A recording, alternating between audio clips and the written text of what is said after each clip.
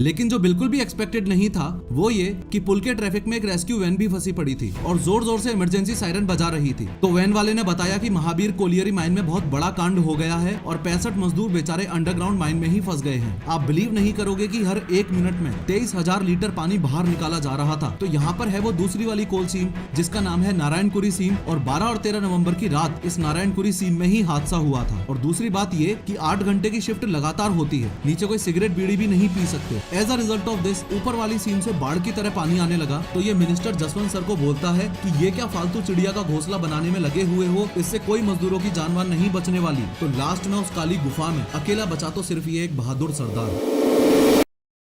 तो बात आज से 34 साल पहले की है। दिन था 13 नवंबर 1989 का और सुबह के 8 बज रहे थे। इस गाड़ी के अंदर ये जो व्यक्ति हैं ये कोई आम इंसान नहीं बल्कि जसवंत सिंह गिल हैं। हाँ, वो ही जसवंत सिंह गिल जिनका रोल मिशन रानीगंज मूवी में अक्षय कुमार करेंगे और वो ही जसवंत सिंह गिल जिन्होंने 13 नवंबर 1989 को अपनी जान खतरे में डाल के कुछ ऐसा कारनामा किया था कि ये वीडियो पूरी देखने के बाद आपको एक बार में तो विश्वास भी नहीं होगा कि कोई इंसान ऐसा कदम भी ले सकता है। खैर, सुबह 8 बजे ये अपने घर से ऑफिस के लिए निकल जाते हैं और अगर बहुत ही सिंपल मैप के जरिए आपको समझाऊं तो ये जसवंत सिंह गिल का घर था और इनको यहाँ अपने ऑफिस तक जाना था। घर और ऑफिस के रास्ते में बीच में ही एक छोटा सा पुल पड़ता था। जसवंत सिंह गिल ने जैसा एक्सपेक्ट किया था वैसे ही रोजाना की तरह इस पुल पर काफी जाम लगा हुआ था। लेकिन जो बिल्कुल भी एक्सपेक्टेड नहीं था वो ये कि पुल के ट्रैफिक में एक रेस्क्यू वैन भी फंसी पड़ी थी और जोर जोर से इमरजेंसी सायरन बजा रही थी। क्योंकि जसवंत सिंह गिल एक कोल माइन कंपनी में जनरल मैनेजर थे, वो तुरंत समझ गए कि किसी न किसी माइन में कोई कांड हो गया है। जसवंत सिंह गिल अपनी गाड़ी से उतर के फौरन उस वैन वाले के पास गए और पूछा तो वैन वाले ने बताया कि महावीर कोलियरी माइन में बहुत बड़ा कांड हो गया है और 65 मजदूर बेचारे अंडरग्राउंड माइन में ही फंस गए हैं। ये सब सुनते ही जसवंत सर रेस्क्यू वैन के सामने खड़े हुए ट्रक, बसेस और कार्स के ड्राइवर्स के पास गए और रिक्वेस्ट करने लगे कि एक इमरजेंसी हो गई है, इसलिए कृपया अपने व्हीकल्स को साइड कर लो ताकि रेस्क्यू वैन जल्दी से एक्सीडेंट साइट पर पहुंच पाए। रेस्क्यू वैन को निकालने के बाद जसवंत सर अपनी गाड़ी में आए और उन्होंने ये डिसीजन लिया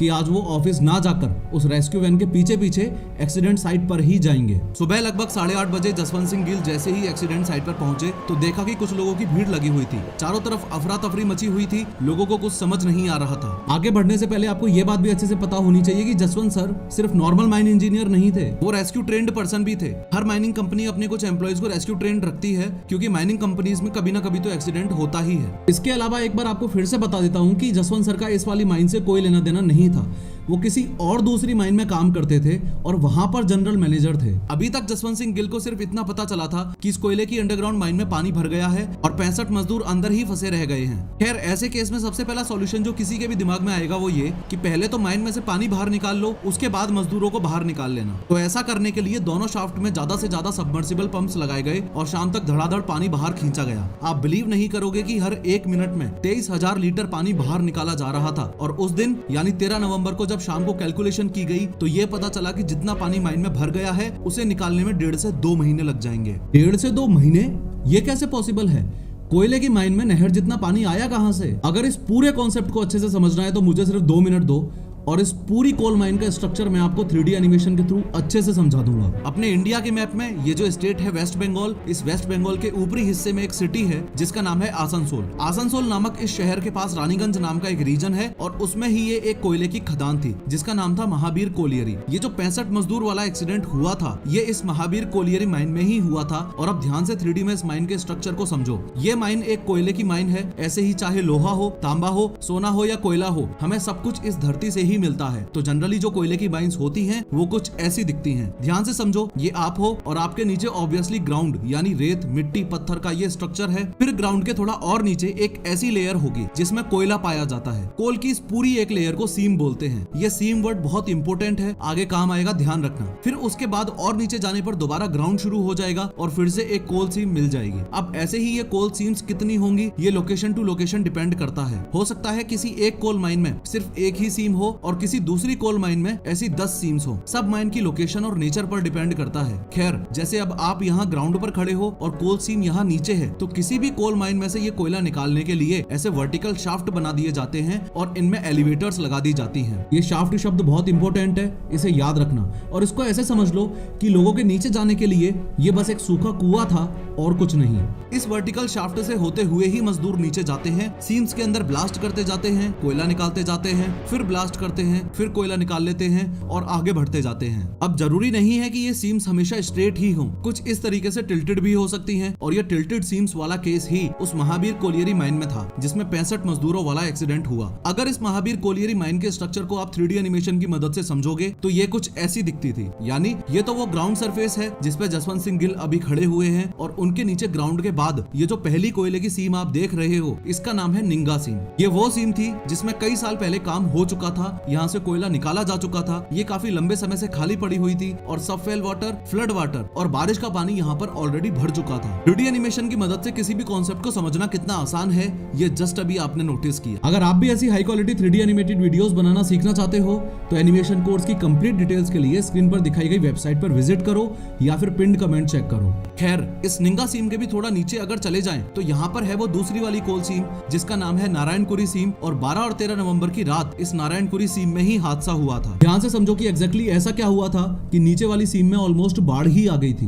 देखो, 12 और 13 नवंबर की रात जब हादसा हुआ तब इस नारायणकुरी कोल सीम का काम ऑलमोस्ट यहाँ तक पहुंच चुका था। याद है मैंने आपको शाफ्ट के बारे में बताया था, तो नारायणकुरी कोल सीम के जो 2 शाफ्ट थे वो इस जगह पर थे। यानी कोई भी मजदूर अगर नारायणकुरी कोल सीम में जाता तो उसका एंट्री एग्जिट वाला काम इन दोनों शाफ्ट के थ्रू ही होता था। अब जैसे नारायणकुरी कोल सीम के लिए यहाँ 2 शाफ्ट थे, वैसे ही ऊपर वाली निंगा कोल सीम में जब काम चलता था तो उसका भी कोई ना कोई शाफ्ट रहा होगा ना। तो इस निंगा कोल सीम का वर्टिकल शाफ्ट यहाँ था। अब एक हैरान करने वाली बात यह है कि फॉलोइंग व्हाटएवर अननोन रीजंस, निंगा कोल सीम के इस वर्टिकल शाफ्ट की डेप्थ यहाँ तक थी, यानी नारायणकुरी कोल सीम की जो छत है उसके जस्ट ऊपर तक। इसका एक सिंपल सा मीनिंग ये होता है कि निंगा कोल सीम में जो पानी था वो उसके शाफ्ट की वजह से इस पॉइंट तक था, यानी नारायणकुरी कोल सीम की छत से बस थोड़ी ही दूर था। यहाँ इस बात का भी ध्यान रखना कि माइनिंग वालों को पता था कि यहाँ पर पास में ही पानी है, इसलिए उन्होंने नारायणकुरी कोल सीम के अंदर इस शाफ्ट वाले पॉइंट से 60 फीट के डायमीटर में मार्किंग कर रखी थी कि इस जगह पर कोई भी ब्लास्टिंग नहीं की जानी चाहिए। अब 12 नवंबर की रात 12 बजे हुआ ये कि 232 वर्कर्स दोनों शाफ्ट की मदद से नारायणकुरी कोल सीम में जाने लगते हैं। आगे बढ़ने से पहले अंडरग्राउंड कोल माइनिंग के बारे में आपको 2 बातें अच्छे से पता होनी चाहिए। पहली तो ये कि यहाँ 24 घंटे काम चलता है, 8-8 घंटे की 3 शिफ्ट होती है, सुबह 8 से 4, फिर 4 से रात के 12 बजे तक और फिर 12 बजे से सुबह 8 बजे तक। तो ये 232 वर्कर्स रात की 12 से 8 वाली शिफ्ट में नीचे गए थे। और दूसरी बात ये कि 8 घंटे की शिफ्ट लगातार होती है, नीचे कोई सिगरेट बीड़ी भी नहीं पी सकते क्योंकि CH4 एमिशंस की वजह से अंदर कोल माइन में आग लगने का डर रहता है। खैर, 12 और 13 नवंबर की उस खतरनाक रात को 12 से 4 बजे तक सब कुछ ठीक चल रहा था, लेकिन उन्हीं 232 वर्कर्स में से किसी वर्कर ने लापरवाही के कारण या किसी लालच में आकर उस एरिया में ब्लास्ट कर दिया जहां निंगा कोल सीम के शाफ्ट की रीच थी, यानी जिस जगह वो 60 फीट डायमीटर की मार्किंग थी कि उसके अंदर ब्लास्ट नहीं करना है। As a result of this ऊपर वाली सीम से बाढ़ की तरह पानी आने लगा। यहाँ समझने वाली बात ये भी है कि कोल माइंस एरिया वाइज काफी बड़ी होती हैं, तो सब मजदूर एक जगह काम नहीं कर रहे होते, हर कोई अलग अलग जगह फैला हुआ होता है। तो पानी आते ही हड़कंप मच गया। जो 161 लोग शाफ्ट के पास काम कर रहे थे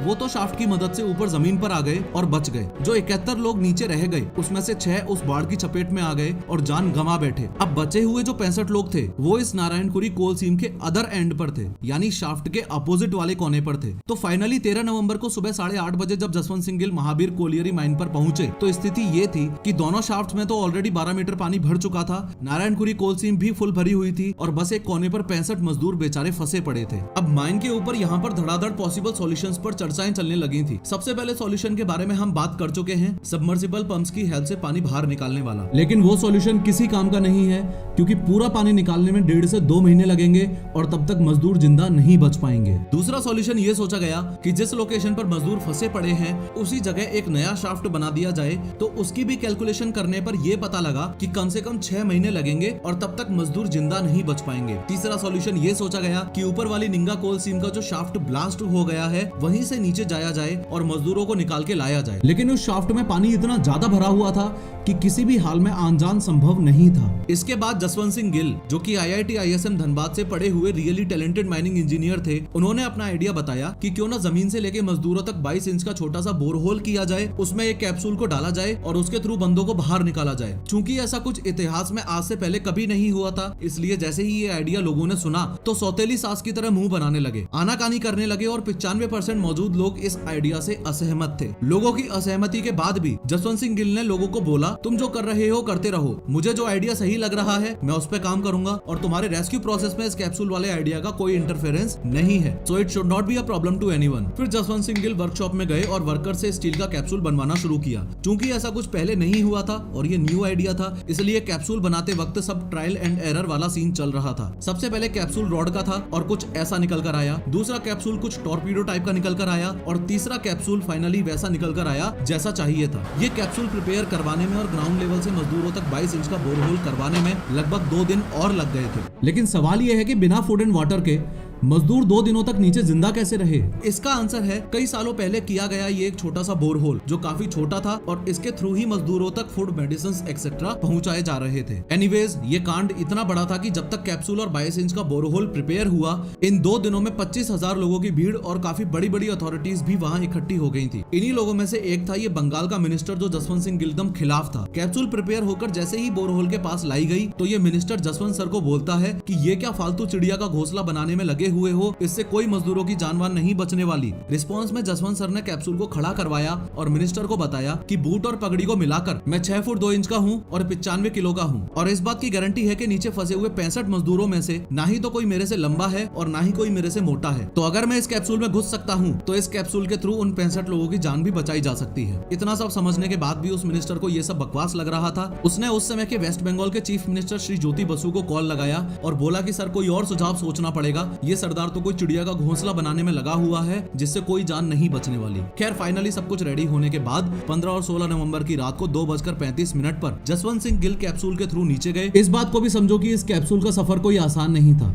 जसवंत सिंह गिल के लिए इस कैप्सूल के अंदर फिट होना ही बहुत मुश्किल का काम था। अगर मैं कैप्सूल को ट्रांसपेरेंट करके दिखाऊं तो उनकी पोजीशन कुछ इस प्रकार थी। लेफ्ट हैंड में टॉर्च थी और राइट हैंड में हथौड़ा था। ये हथौड़ा जमीन पर मौजूद लोगों को सिग्नल देने के लिए था। एक बार मारने की आवाज आए तो मतलब रुक जाओ, 2 बार मारने की आवाज आए तो कैप्सूल को नीचे जाने दो और 3 बार मारने की आवाज आए तो ऊपर खींचो। नीचे पहुंचते ही सबसे पहले तो जसवंत सिंह गिल ने आगे जो बंदा मिला उसको पकड़ के कैप्सूल के अंदर डाला और तुरंत ऊपर भेज दिया। आपको ये भी समझना चाहिए कि लोगों को बाहर निकालने के लिए अनलिमिटेड टाइम नहीं था, सिर्फ 32 घंटे ही थे। पानी की वजह से ये जो 22 इंच वाला बोरहोल है उसके कोलैप्स करने के चांसेस भी थे। खैर ये बोरहोल कोलैप्स ना करे उसके लिए जसवंत सिंह गिल ने 2 मेजर स्टेप्स और लिए थे। सबसे पहला तो ये कि पावर स्टेशंस को बता दिया गया था कि कोई भी सिचुएशन हो इस एरिया की बिजली नहीं कटनी चाहिए ताकि दोनों शाफ्ट में से सबमर्सिबल पंप के थ्रू जो पानी खींचा जा रहा है वो लगातार निकलता रहे और मजदूरों के पास तक पानी ना पहुंच पाए। उसके अलावा दूसरा मेजर स्टेप ये लिया था कि रेलवे वालों को सूचित कर दिया गया था कि बोरहोल के पास जो रेलवे ट्रैक है वहाँ से 20 किलोमीटर पर आवर से ज्यादा की स्पीड में कोई भी ट्रेन नहीं निकलनी चाहिए, वरना बोरहोल के कोलैप्स होने के चांसेस रहेंगे। जसवंत सिंह गिल जब नीचे पहुंचे तो वहाँ पे मजदूरों की जो हालत थी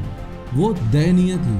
बेचारे सबके सब बस बैठ के बेसहारा होके अपनी मौत का इंतजार कर रहे थे। लेकिन कैप्सूल नीचे पहुंचने के बाद ये भी एक बहुत बड़ा सवाल था कि सबसे पहले कौन जाएगा और सबसे लास्ट में यानी 65वें नंबर पर कौन जाएगा, क्योंकि यहाँ कभी भी पानी भर सकता था, कभी भी बोरहोल कोलैप्स कर सकता था और कभी भी जान जा सकती थी। तो जो लोग इंजर्ड थे जसवंत सिंह गिल ने सबसे पहले उनको बाहर भेजा, उसके बाद जो पोजीशन वाइज सबसे लो रैंक का था उसको बाहर भेजा, उसके बाद सबसे हायर रैंक वाले को सबसे लास्ट में बाहर भेजा। एक रुला देने वाली बात जसवंत सिंह गिल के सामने तब भी आई थी जब वो 7वें नंबर के आदमी को ऊपर भेज रहे थे। उस समय उनके पास एक मजदूर चल के आया और उसने बताया कि जो 6 लोग पानी की चपेट में आकर मर गए थे उनमें से एक उसका भाई भी था। तो उसने जसवंत सिंह गिल से रिक्वेस्ट की कि मुझे पहले भेजा जाए ताकि एक संतान तो उसके माँ बाप की सुरक्षित लौटे। फॉलोइंग दिस जसवंत सर ने उसको पहले भेजा। उसके बाद जब सारे 65 मजदूर चले गए तो लास्ट में उस काली गुफा में अकेला बचा तो सिर्फ ये एक बहादुर सरदार जसवंत सिंह गिल। और सबसे लास्ट में फिर जब जसवंत सिंह गिल भी बाहर आए तो लोगों ने जो उनका सम्मान किया वो शब्दों में बयान नहीं किया जा सकता।